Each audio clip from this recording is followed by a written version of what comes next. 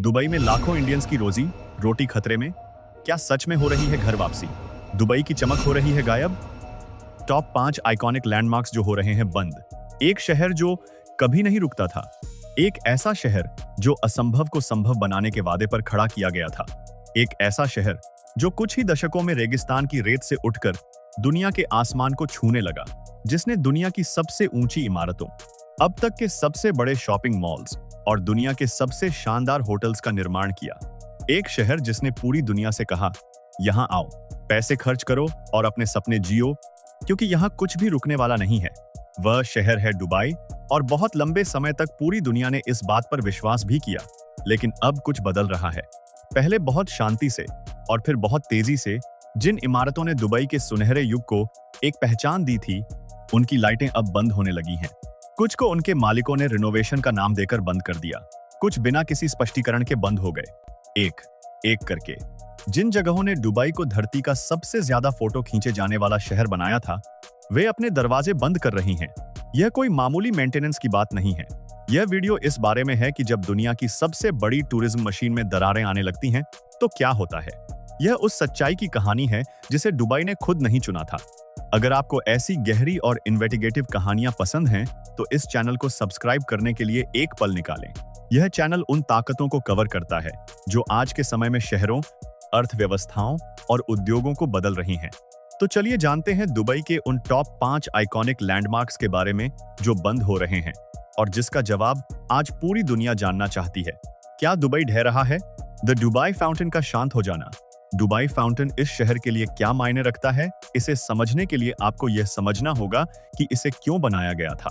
बुर्ज खलीफा के बेस पर स्थित डाउनटाउन दुबई के बीचों बीच बने एक मानव निर्मित झील में फैला यह फाउंटेन सिर्फ एक अट्रैक्शन नहीं था, यह एक घोषणा थी। ईमार प्रॉपर्टीज द्वारा बनाया गया यह फाउंटेन दुनिया का सबसे बड़ा परफॉर्मिंग फाउंटेन है। 900 फीट से ज्यादा लंबा, 10 लाइव और पानी को 500 फीट हवा में फेंकने की क्षमता रखने वाला यह फाउंटेन हर रात पानी, रोशनी और संगीत का ऐसा जादू दिखाता था जो दुनिया के हर कोने से लाखों लोगों को खींच लाता था। लेकिन अप्रैल 2025 में एमार ने घोषणा की कि यह फाउंटेन शांत हो जाएगा। यह हमेशा के लिए नहीं था, लेकिन यह बंदी पूरे 5 महीने तक चली। कारण बताया गया कि लगातार चलने की वजह से इसके बेसिन में दरारें आ गई हैं और वाटरप्रूफिंग सिस्टम को पूरी तरह से बदलने की जरूरत है। 5 महीने तक यह आइकॉनिक झील खाली और सूखी पड़ी रही। हालांकि इसे अक्टूबर 2025 में खोल दिया गया, लेकिन कुछ ही हफ्तों बाद कंपनी ने बताया कि 2026 की शुरुआत में इसे फिर से रिनोवेशन के लिए बंद किया जाएगा। इसके बार बंद होने से वहां के हजारों बिजनेस, रेस्टोरेंट्स और टूर गाइड्स को भारी नुकसान उठाना पड़ा। यह इस बात का संकेत है कि इस तरह के चमत्कारों को बनाए रखने की कीमत बहुत ज्यादा होती है। दुबई पार्क्स एंड रिजॉर्ट्स की सच्चाई। दिसंबर 2016 में जब दुबई पार्क्स एंड रिजॉर्ट्स खुला, तो इसे मिडिल ईस्ट का सबसे बड़ा थीम पार्क डेस्टिनेशन बताया गया। 25 मिलियन स्क्वायर फीट में फैले इस पार्क में ड्रीमवर्क्स, कोलंबिया पिक्चर्स और लेगोलैंड जैसे ग्लोबल नाम शामिल थे। इसका उद्देश्य बहुत सीधा था। दुबई अब सिर्फ शॉपिंग का शहर नहीं था, यह ऑरलैंडो की तरह दुनिया की एंटरटेनमेंट कैपिटल बनने वाला था। लेकिन शुरुआती साल बहुत मुश्किल रहे। शहर से इसकी ज्यादा दूरी और भयंकर गर्मी ने लोगों को यहां आने से रोका। सबसे बड़ा झटका 2023 में लगा, जब बॉलीवुड पार्क्स दुबई को हमेशा के लिए बंद कर दिया गया। बाद में इसकी जगह रियल मैड्रिड वर्ल्ड ने ले ली। लेकिन 2026 की शुरुआत में मिडिल ईस्ट में बढ़ते क्षेत्रीय तनाव के कारण Legoland Dubai, motion gate Dubai और रिवरलैंड दुबई जैसे पार्क्स को सुरक्षा कारणों से बंद करना पड़ा। जिन परिवारों ने छुट्टियां मनाने के लिए पहले से बुकिंग की थी, उन्हें मायूस होकर लौटना पड़ा। पार्क्स के शांत होने से वहां काम करने वाले हजारों कर्मचारियों की रोजी रोटी पर संकट आ गया। भारतीयों पर इसका सीधा असर। इस पूरी कहानी में एक बहुत महत्वपूर्ण पहलू भारत और भारतीयों का है।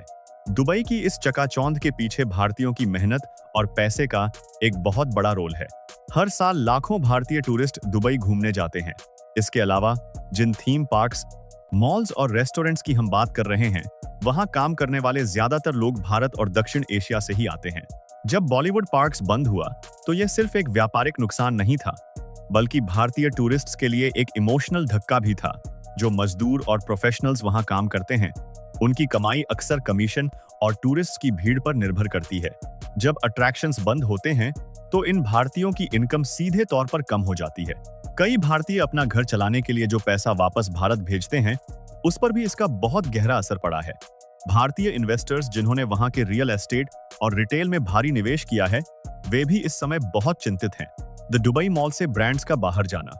दुबई मॉल सिर्फ एक शॉपिंग सेंटर नहीं था, यह अपने आप में एक अलग दुनिया थी। 2008 में जब यह खुला तो यह दुनिया का सबसे बड़ा मॉल था। 1200 से ज्यादा स्टोर्स, एक इंडोर आइस रिंक और एक अंडर वाटर जू के साथ। यह मॉल हर साल 80 मिलियन से ज्यादा लोगों को आकर्षित करता था। इंटरनेशनल ब्रांड्स के लिए यहां अपना स्टोर होना एक गर्व की बात थी। लेकिन 2025 के अंत में इस मजबूत दीवार में भी दरारें दिखने लगीं।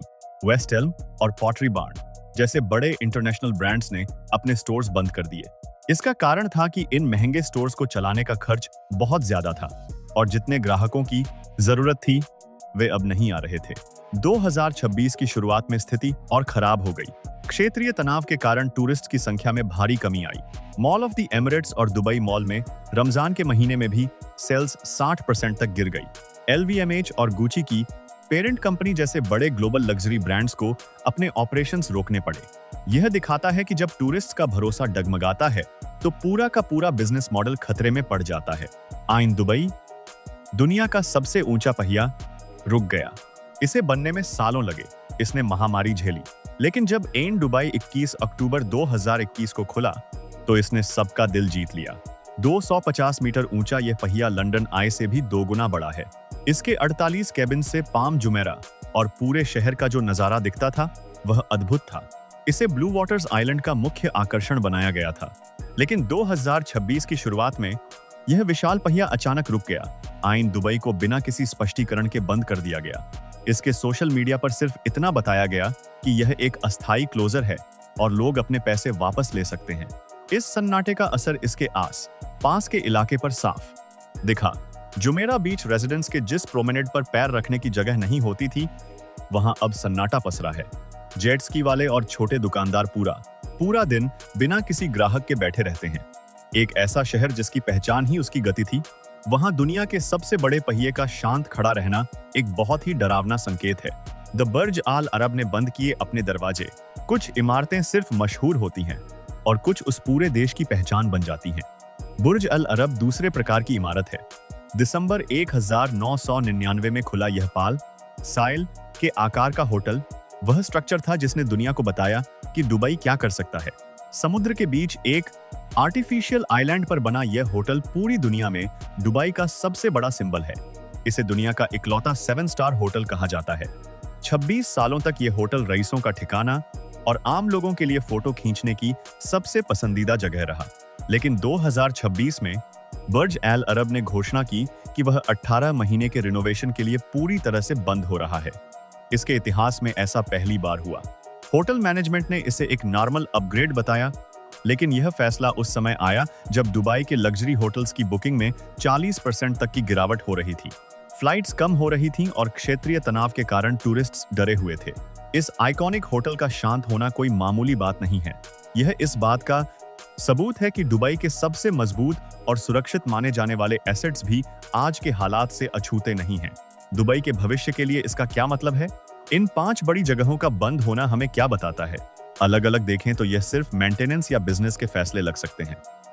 फाउंटेन को रिपेयर चाहिए, मॉल से ब्रांड जा रहे हैं, पहिए की चेकिंग हो रही है और होटल रिनोवेट हो रहा है। लेकिन जब यह सब एक साथ एक ही समय पर हो तो यह एक पैटर्न बन जाता है। यह इस बात का सबूत नहीं है कि दुबई पूरी तरह से तबाह हो रहा है। दुबई ने पहले भी 2008 के फाइनेंशियल क्राइसिस और कोविड महामारी का डटकर सामना किया है और वापसी की है, लेकिन आज की समस्या बुनियादी है।